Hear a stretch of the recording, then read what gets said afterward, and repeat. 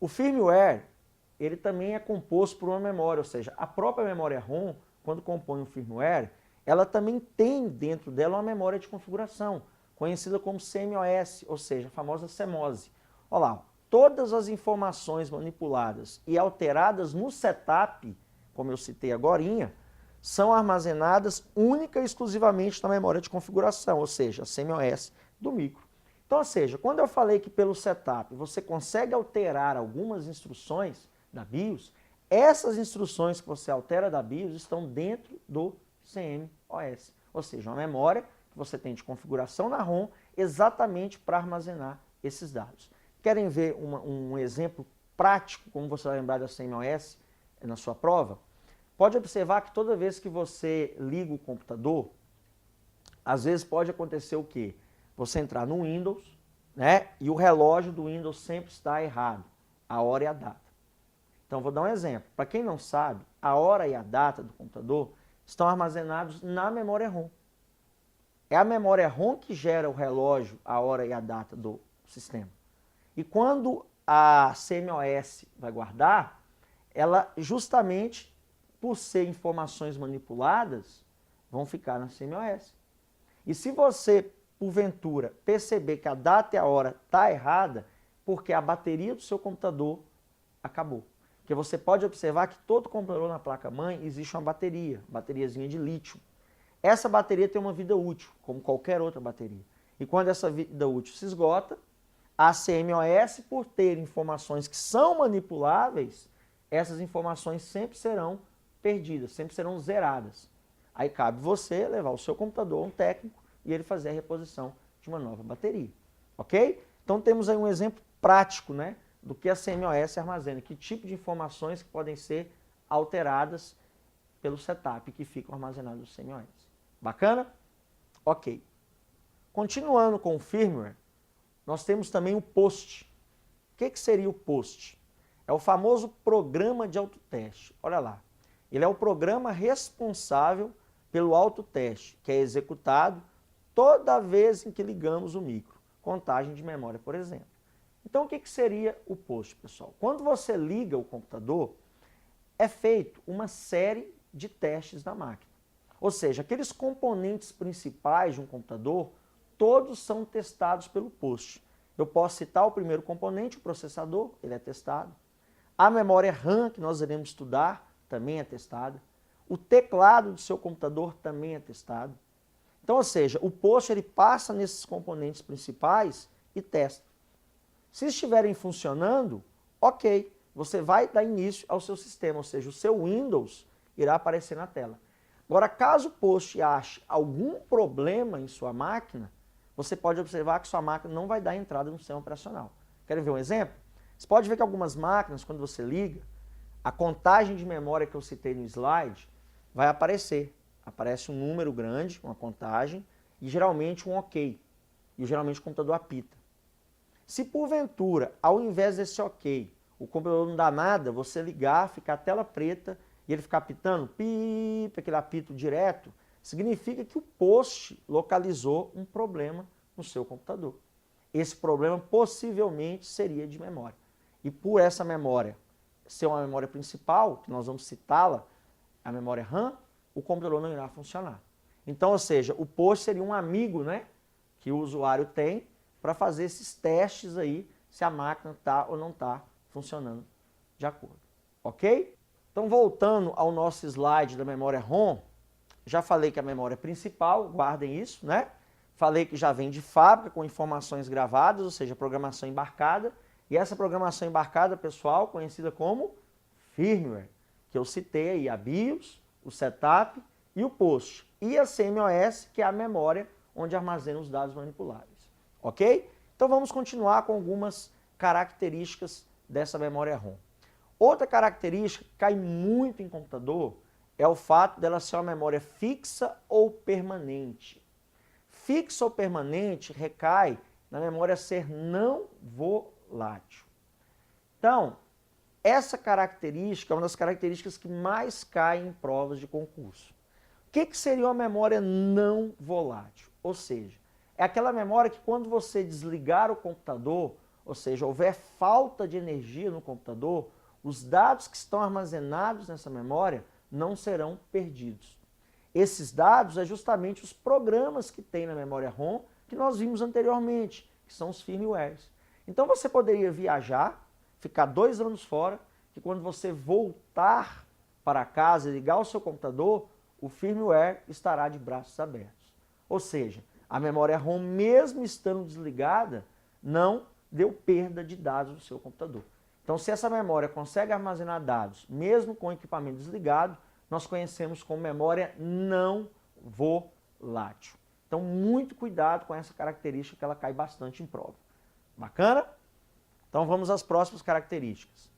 Depois lá, ó, memória responsável pela inicialização do sistema operacional. Também conhecido como carregamento do sistema operacional, ou então boot da máquina. Então, o que seria isso? Eu não falei que quando você liga o computador, a memória ROM ela age, através até do post fazendo os testes, a BIOS mandando as instruções? Então, quando ele faz esses testes, a memória ROM ele vai procurar o carregamento do sistema operacional, ou seja, um computador ele só funciona com o sistema operacional. Então, a função da memória ROM também é dar o comando para carregar o sistema. Vou pegar um exemplo do sistema operacional, o Windows, que nós iremos abordar no nosso curso. Então, quando você liga a máquina, para o seu Windows ser carregado, depende da memória ROM, porque a memória ROM que é a memória que vai procurar aonde está o sistema operacional. Está no HD, que nós iremos estudar, está na rede, está num pendrive. Então, a memória ROM procura, opa, o sistema está no HD, então vamos carregar. E esse carregamento do sistema operacional, cuidado que ele tem sinônimos. Eu posso falar que é inicialização do sistema, também é um exemplo. Posso falar que é um boot, é um termo muito técnico, mas também pode ser cobrado em prova. Então, quando te dá esses termos, carregamento, boot, inicialização, a memória responsável por isso chama-se memória ROM. Ok? Bem, voltando aqui, temos também outra característica da tecnologia atual que a memória ROM utiliza hoje. Hoje, a memória ROM ela vem com a característica chamada Flash ROM, ou seja, é a mesma tecnologia dos pendrives. Então, a memória ROM hoje, os computadores atuais, estão utilizando a mesma tecnologia que você tem nos seus pendrives, no seu cartão de memória, que a gente conhece como memória Flash. Qual é a vantagem de você ter uma memória ROM utilizando o sistema Flash? Vantagem para o seguinte, as memórias ROMs tradicionais, elas não poderiam ser alteradas. Então, quando você comprava um computador com memória ROM, as tradicionais, eu vou citar o modelo PROM, que é o primeiro modelo que saiu de memória ROM, se desse um problema, o técnico teria que fazer um reparo nela, tirar ela da placa-mãe e colocar outra no lugar. Olha a trabalheira que isso aí dava na época. Hoje não. Hoje, com a tecnologia Flash, através de um software, que pode vir num CD-ROM da placa-mãe, ou você baixar na internet, você consegue, através desse software, fazer alterações nessa memória ROM. Fazer alterações aonde, professor? No firmware. Você poderia, por exemplo, fazer uma atualização de firmware, colocando uma versão mais nova, uma versão que veio com algumas melhorias, você pode fazer essa atualização. Antigamente, anteriormente, nas origens, não poderia. Então, graças à memória Flash, ou seja, a tecnologia Flash ROM, você hoje consegue fazer modificações nessa memória. Ok? Isso é uma característica que, inclusive, olhando no slide, eu coloquei como uma observação, tá vendo? Atualmente, pode ser alterada através de softwares. Ok? Então, se você for julgar a questão por hoje ela pode ser alterada através de software. Ok? Fixamos? Poxa, é tanta informação para uma memória só, né? Muita informação. Não tem problema. Vamos fixar essas informações que eu passei através de questões de concurso. Vamos pegar aí as principais questões que cobraram sobre a memória ROM para você dar uma fixada em casa e não esquecer mais sobre a memória ROM. Então vamos lá. Fundação Carlos Chagas. A memória responsável em carregar o sistema operacional no computador é... Olha o que ele fez. Letra A, ele colocou a memória RAM. Letra B, colocou a memória ROM. Letra C, cache. E letra D, processador. carregar sistema operacional, inicialização do sistema operacional, boot. Qual é a memória que carrega, que dá a inicialização do sistema? Seria letra B, memória ROM. Então, uma questão tradicional de concurso, está sempre caindo nos concursos, e lembrem-se sempre, memória responsável em carregar o sistema operacional chama-se memória ROM. Então, a questão seria letra B de bola. Prova do Dom Sintra, mapa nível superior. Ministério da Agricultura e Pecuária nível superior.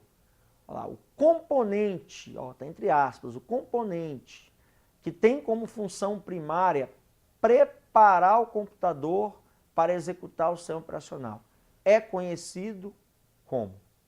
Então nós temos letra A, switch, letra B, BIOS, letra C, RAM, letra D, shell e letra E, ScanDisk.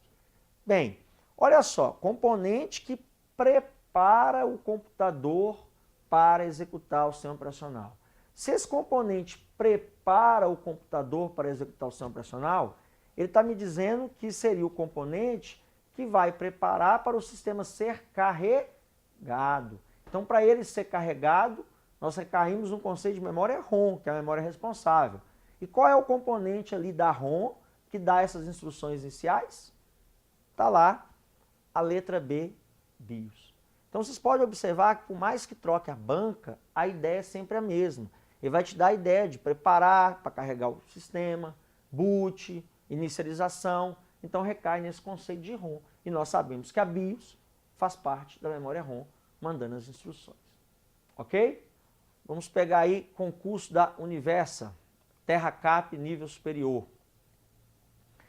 Os componentes de hardware de um computador são controlados por um conjunto de programas conhecidos por Built-in Operating System, ou seja, o famoso BIOS.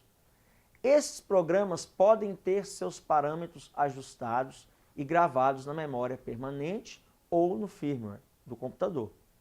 Para ajustar os parâmetros da BIOS de um computador, deve-se acessar o seguinte sistema. Letra A, gerenciador de dispositivos no Windows.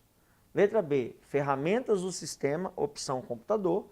Letra C, setup da placa-mãe. Letra D, acessórios, opção prompt comando. Ou letra E, gerenciador de hardware no modo de segurança. Bem, pessoal, ele citou no enunciado o termo BIOS. E ele falou que existem instruções na BIOS que podem ser ajustadas. E nós vimos que, anteriormente que o programa que faz os ajustes das instruções que você pode alterar na BIOS chama-se o quê? Setup da placa-mãe. Que é um programa que está contido na memória ROM. E a ROM automaticamente está contido na placa-mãe. Então, uma questão interessante, uma questão longa, mas uma questão bem feita. Então, a resposta, letra C, é o setup da placa-mãe. Está vendo a ideia? Caiu na prova o termo de ajustar as configurações da BIOS. Se você vai ajustar as configurações da BIOS, lembrem-se, é o setup. Ok? Vamos pegar agora uma sequência de questões do CESP. Né? Primeiro lá, os programas armazenados em memória ROM recebem o nome de firmware. Ou seja, ele afirmou isso como é de costume do CESP. Posso afirmar que os programas armazenados em memória ROM recebem o nome de firmware? Sim, nós vimos que eu posso afirmar isso aí. Né? Ele pode te cobrar na prova que o nome daquele conjunto de programas é conhecido como firmware. Quem são esse conjunto? Setup, POST e BIOS. Ok? Então, resposta correta. Vamos à segunda questão. ROM é uma memória volátil. Bem, o examinador foi direto ao assunto, né? Como de costume da banca aí do CESP. Sempre faz isso, vai direto ao assunto. Questão seca, direta ao que ele queria cobrar. Eu posso falar que ROM é uma memória volátil? Não. Ela é não volátil, ou seja, desligar o computador, os programas que estão armazenados nessa memória não serão apagados. Então, é uma afirmação errada.